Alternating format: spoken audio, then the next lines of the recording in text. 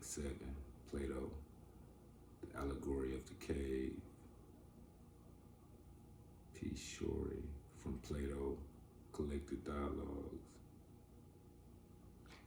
Hamilton and Cairns, Random House, 1963, Book 7. Next said I, compare our nature in respect of education and its lack to such an experience as this. Picture men dwelling in a sort of subterranean cavern with a long entrance open to the light on its entire width. Conceive them as having their legs and necks fettered from childhood, so that they remain in the same spot, able to look forward only, and prevented by the fetters from turning their heads. Picture further the light from a fire burning higher up and at a distance behind them, and between the fire and the prisoners, and above them a road along which a low wall has been built, and the exhibitors of puppet shows have patricians before the men themselves, above which they show the puppets. All that I see, he said, see also then men carrying past the wall implements of all kinds that rise above the wall, and human images and shapes of animals as well, wrought in stone and wood and every material, some of these bearers presumably speaking and others silent. A strange image you speak of, he said, and strange prisoners, like to us, I said, for to begin with, tell me, do you think that these men would have seen anything of themselves or of one another except the shadows cast from the fire on the wall of the cave that fronted them?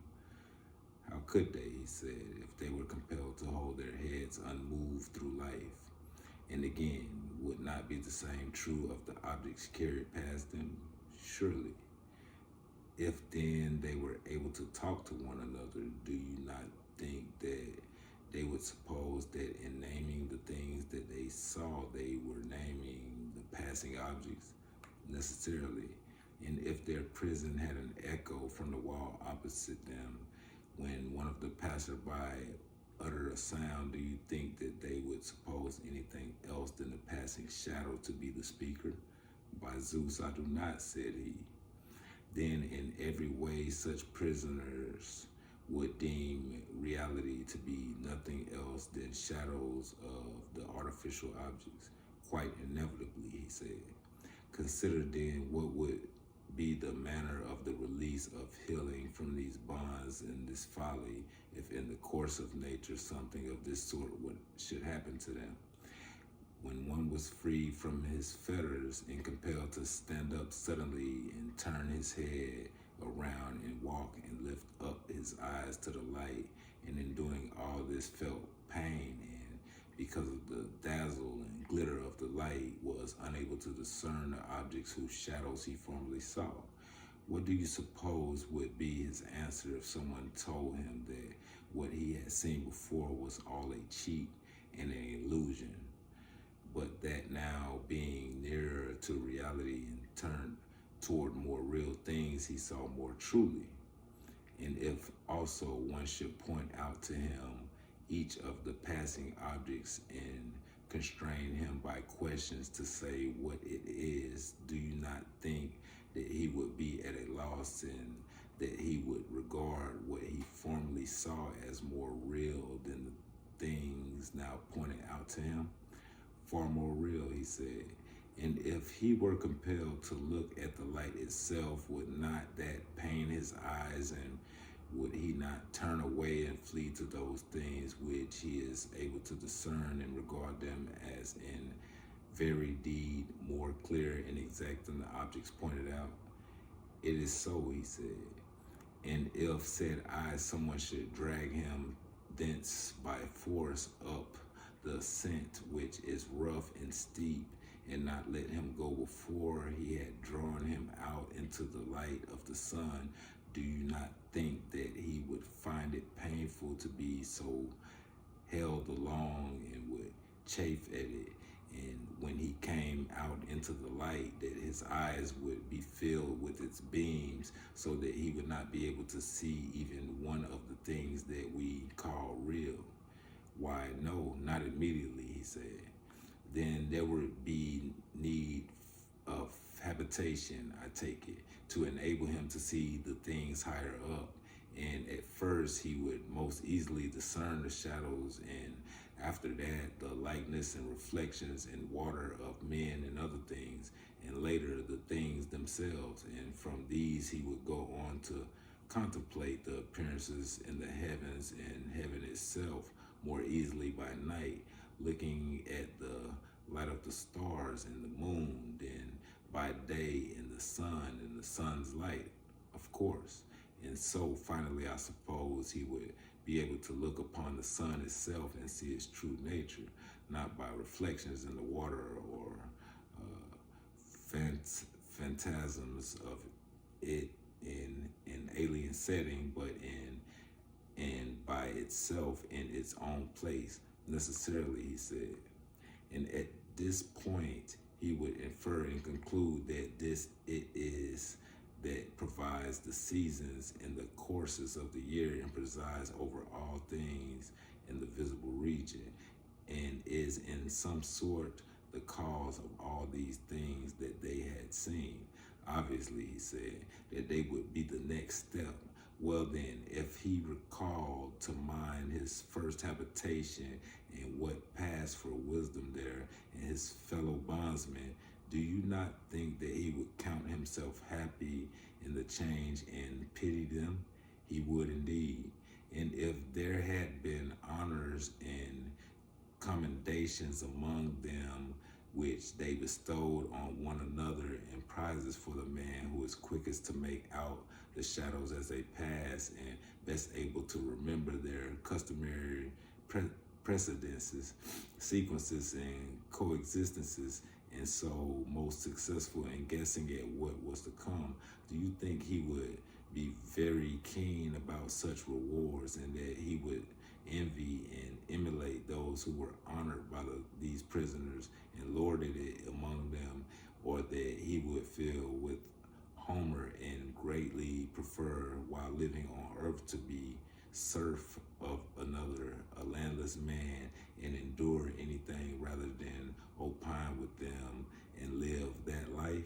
Yes, he said, I think that he would choose to endure anything rather than such a life. And consider this also, said I, if such a one should go down again and take his old place, would he not get his eyes full of darkness, thus suddenly coming out of the sunlight? He would indeed. Now, if he should be required to contend with these perpetual prisoners and evaluating these shadows while his vision was still dim and before his eyes were accustomed to the dark, and this time required for habitation would not be very short, would he not provoke laughter, and would it not be said of him that he had returned from his journey aloft with his eyes ruined, and that it was not worthwhile even to attempt the ascent? And if it were possible to lay hands on and to kill the man who tried to release them and lead them up, would they not kill him? They certainly would, he said. This image then, dear Glaucon, we must apply as a whole to all that has been said, likening the region revealed through sight to the habitation of the prison and the light of the fire in it to the power of the sun. And if you assume that the ascent of the contemplation of the things above is the soul's ascension to the intelligible region, you will not miss my surmise, since that is what you desire to hear. But God knows whether it is true. But at any rate, my dream is it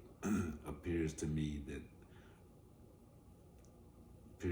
is that in the region of the known, the last thing to be seen and hardly seen is the idea of good, and that when seen, it must needs point us to the conclusion that this is indeed the cause for all things, of all that is right and beautiful, giving birth in the visible world to light and the author of light in itself in the intelligible world, being the authentic source of truth and reason, and that anyone who is to act wisely in private or public must have caught sight of this. I concur, he says, so far as I am able. Come then, I said, and join me in this further thought, and do not be surprised that those who have attained to this height are not willing to occupy themselves with the affairs of men, but their souls ever feel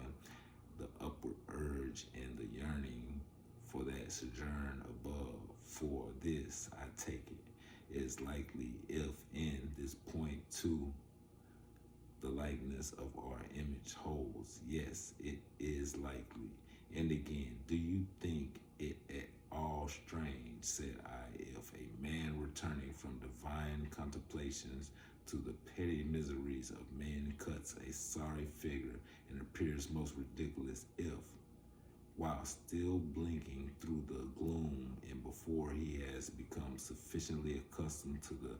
environing darkness, he is compelled in the courtrooms or elsewhere to contend about the shadows of justice or the images that cast the shadows, and to wrangle and debate about the notions of these things in the minds of those who have never seen justice itself. It would be by no means strange, he said. But a sensible man, I said, will remember that there are two distinct disturbances of the eyes arising from two causes, according as the shift is from light to darkness or from darkness to light, and believing that the same thing happens to the soul too. Whenever he saw a soul perturbed and unable to discern something, he would not laugh unthinkingly, but would observe whether coming from a brighter life its vision was obscured by the unfamiliar darkness, or whether the passage from the deeper dark of ignorance into a more luminous world and the greater brightness had dazzled its vision. And so he would deem the one happy in its experience and way of life and pity the other. And if it pleased him to laugh at it, his laughter would be less laughable than that at the expense of the soul that had come down from the light above. That is a very fair statement, he said. Then, if this is true, our view of these matters must be this, that education is not in reality what some people proclaim it to be in their professions. What they aver is that they can put true knowledge into a soul that does not possess it, as if they were inserting vision into blind eyes. They do indeed, he said, but our present argument indicates, said I, that the true analogy for this indwelling power in the soul and the instrument whereby each of us apprehends is that of an eye that could not be converted to the light from the darkness except by turning the whole body. Even so, this organ of knowledge must be turned around. Like the scene shifting periactus in the theater, until the soul is able to endure the contemplation of essence and the brightness region of being. And this, we say, is the good, do we not? Yes, of this very thing then I said there might be an art of the speediest and most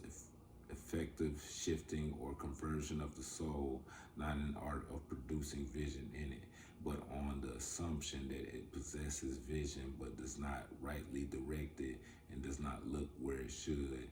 an art of bringing this about. Yes, that seems likely, he said. Then the other so-called virtues of the soul do seem akin to those of the body, for it is true that where they do not pre-exist, they are not afterwards created by habit or in practice. But the excellence of thought, it seems, is certainly of a more divine quality,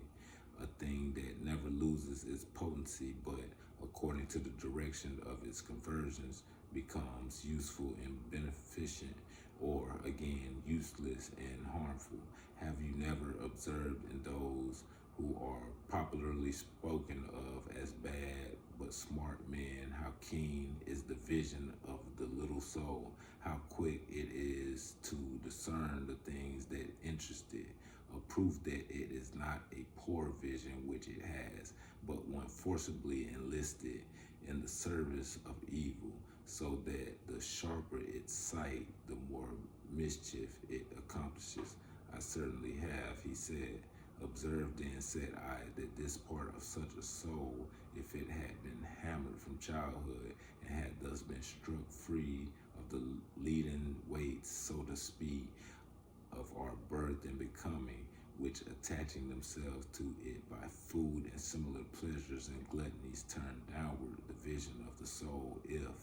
I say, freed from these, it had suffered a conversion toward the things that are real and true, that some same faculty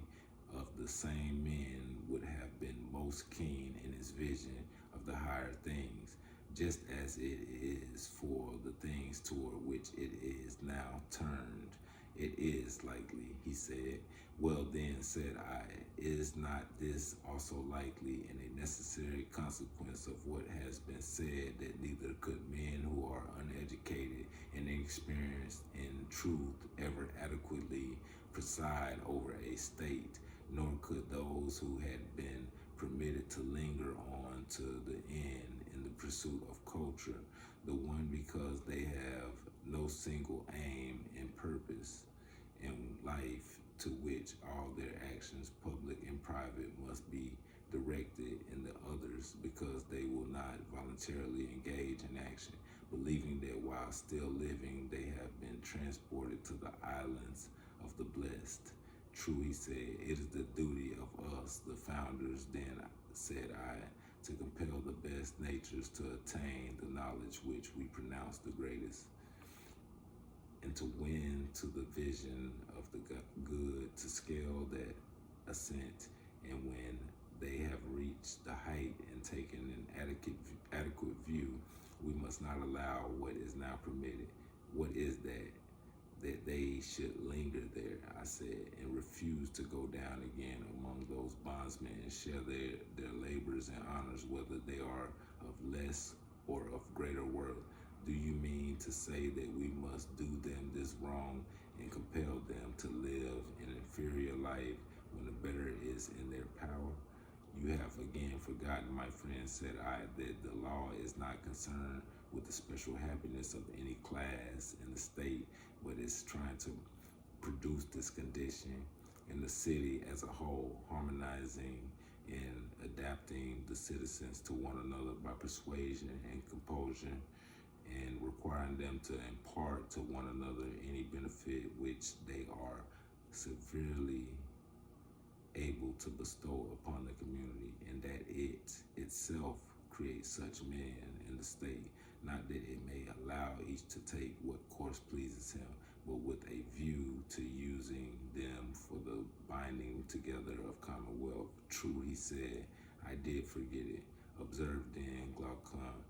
and said I, that we shall not be wronging either the philosophers who arise among us, but that we can justify our action when we constrain them to take charge of the other citizens and be their guardians. For we will say to them that it is natural that men of similar quality who spring up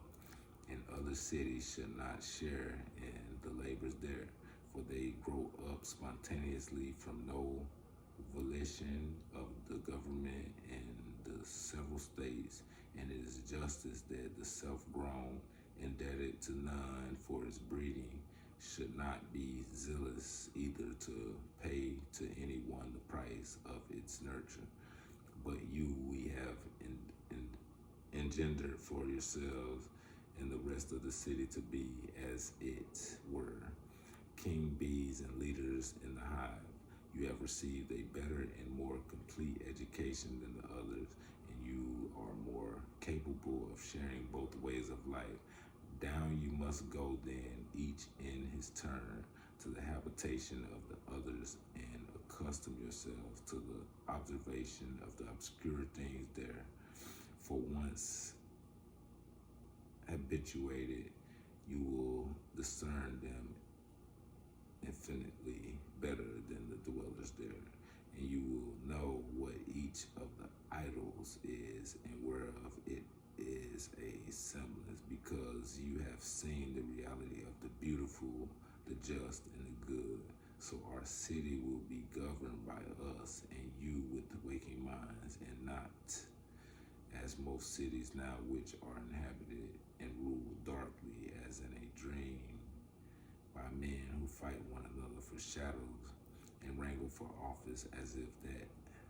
were a great good, when the truth is that the city in which those who are to rule are least eager to hold office must needs be best administered and most free from